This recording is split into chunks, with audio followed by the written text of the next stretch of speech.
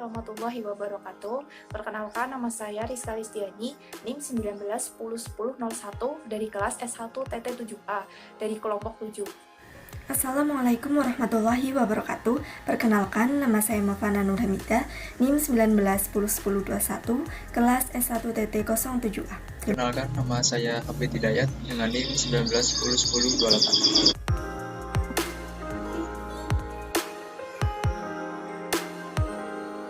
Kami dari kelompok 7 akan membuat software pendataan vaksin COVID-19. Pokok pembahasannya ada 5. Yang pertama yaitu latar belakang topik, kemudian kedua tujuan, ketiga manfaat, keempat kelebihan, dan terakhir sasaran pengguna. Kita akan bahas dulu latar belakang topik. Yang pertama, kasus penyebaran COVID-19 di Indonesia semakin tinggi. Kedua, memaksimalkan usaha tenaga kesehatan dalam mendata masyarakat terkait kasus COVID-19. Ketiga, data penerimaan vaksin menjadi teratur.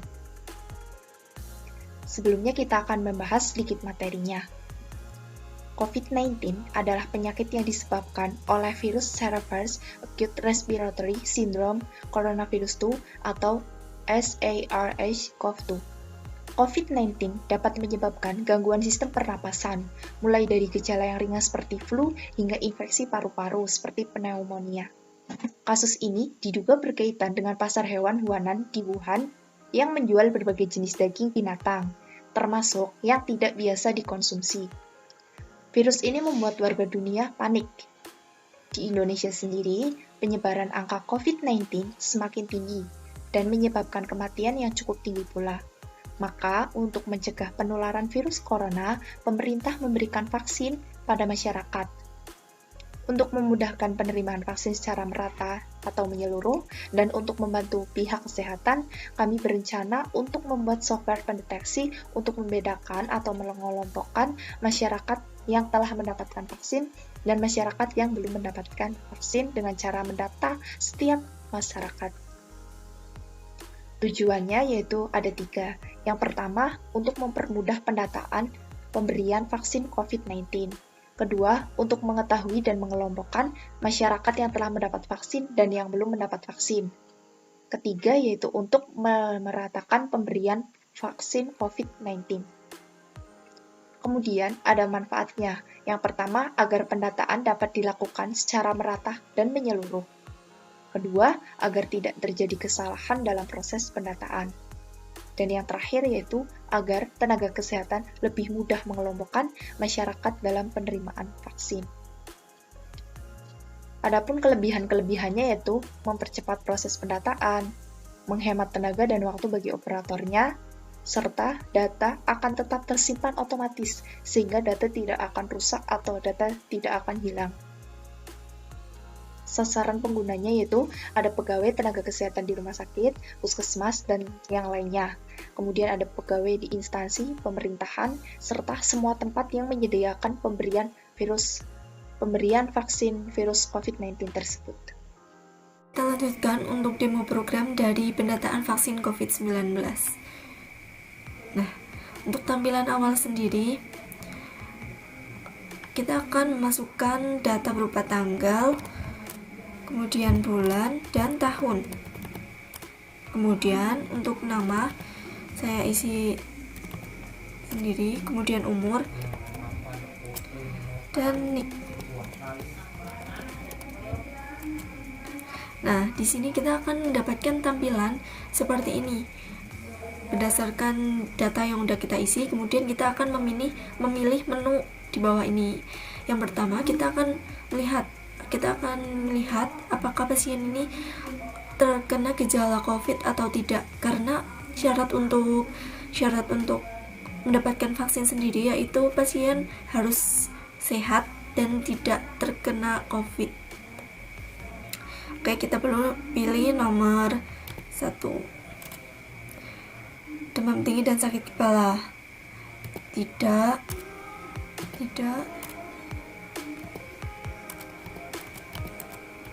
Saya isi misal tidak semua ya. Nah, Anda 0% terkena gejala COVID-19. silakan lanjutkan ke tahap vaksinasi.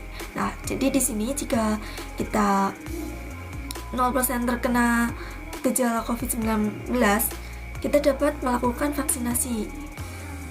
Klik enter. Nah, berarti kita bisa dong mendapat sertifikat vaksin. Nah, sertifikat telah dibuat. Jadi gambaran aplikasinya seperti itu. Kemudian jika ingin mengecek database, bisa ini misal yang udah melaksanakan vaksinasi. Ini ada Farid sama Mavana. Bentar. Nah, kalau misal tadi kan Mavana nih, misal ada pasien lagi selanjutnya, kita tinggal pilih ganti pasien, enter. Oke, nama misal Tono, enter. Umur 45, klik enter. Nah, jadi ini di tanggal sekian, di tanggal yang sama dengan pasien yang berganti-ganti, kita dapat melakukan pendataan secara banyak dan tanpa harus mengulang program dari awal. Kita pilih pendataannya, pendeteksi. Nah, misal ini ya, terus ya. Kemudian ini kelelahan tidak, ruang di kulit tidak, jadi otot ya. Nah, di sini Anda 80% terkena gejala COVID-19. Segera lakukan swab test untuk memastikannya. Jadi langkah selanjutnya yaitu pasien dapat melakukan swab test untuk memastikan apakah terkena COVID atau tidak. Jika tidak, maka bisa kembali lagi untuk melakukan vaksinasi. Oke, enter. Jika sudah selesai, maka kita tinggal klik exit. Nah, sudah.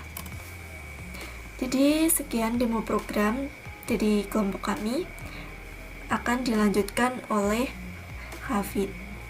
Selanjutnya untuk coding program kami menggunakan 5 fitur OOP, yaitu ada class, inheritance, multiple file, disk file, dan template. Pada coding kali ini kami pisahkan antara program main dan class.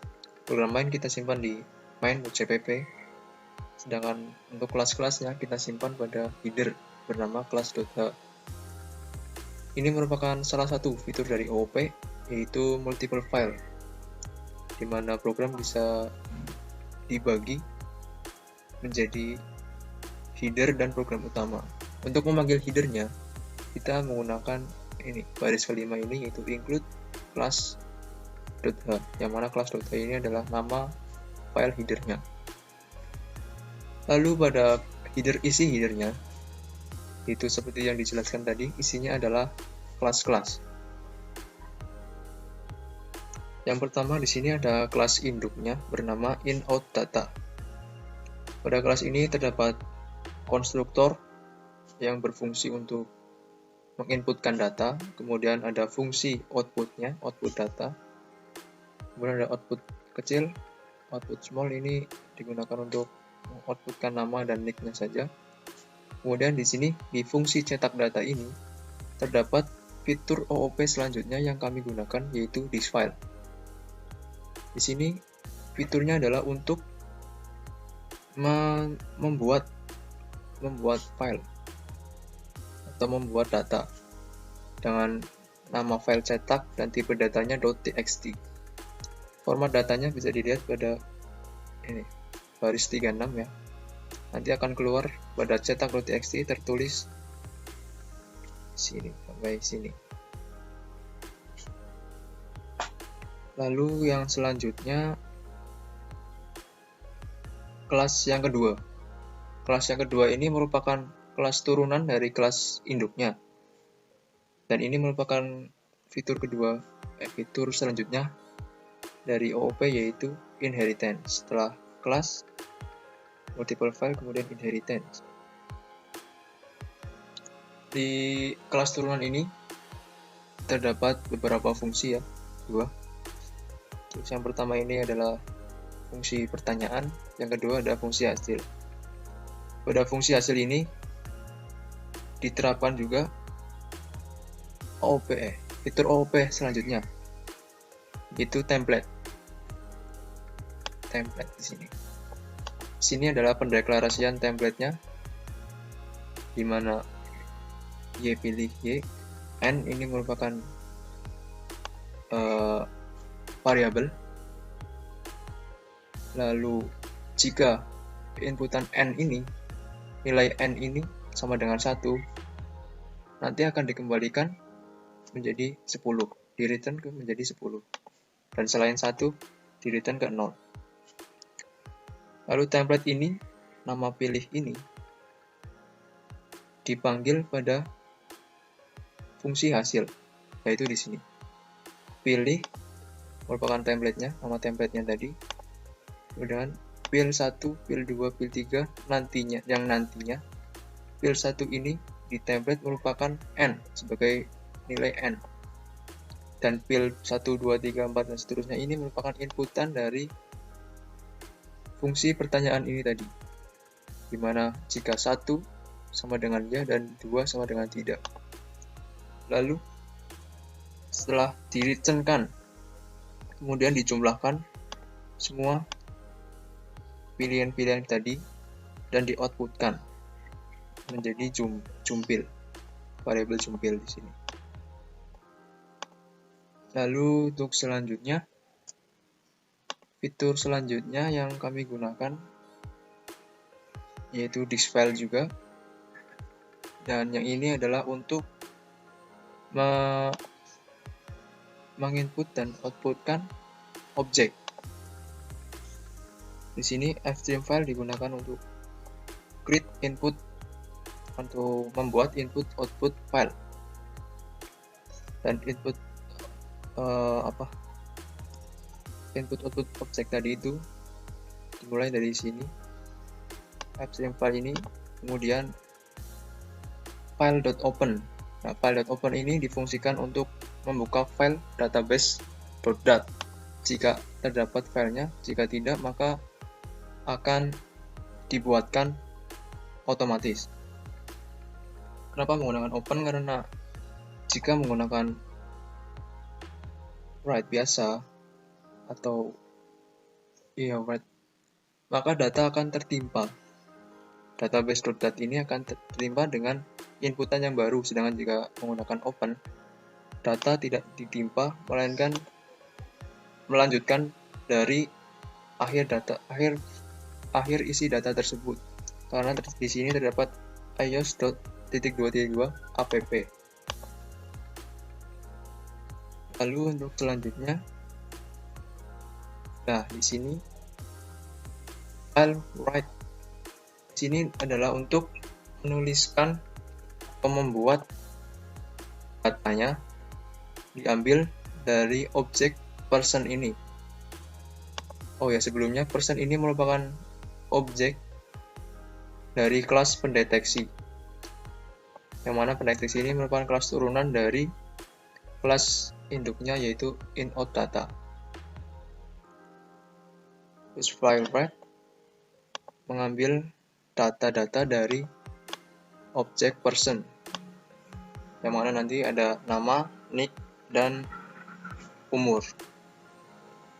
Kemudian di sini ada file read-nya. Ini adalah untuk membaca datanya ya. Ini juga diambil dari objek person. Nah, di sini adalah untuk menampilkan datanya, person output data, yang diambil juga dari person. Ya, kira-kira seperti itu sih. Kurang lebihnya mohon maaf.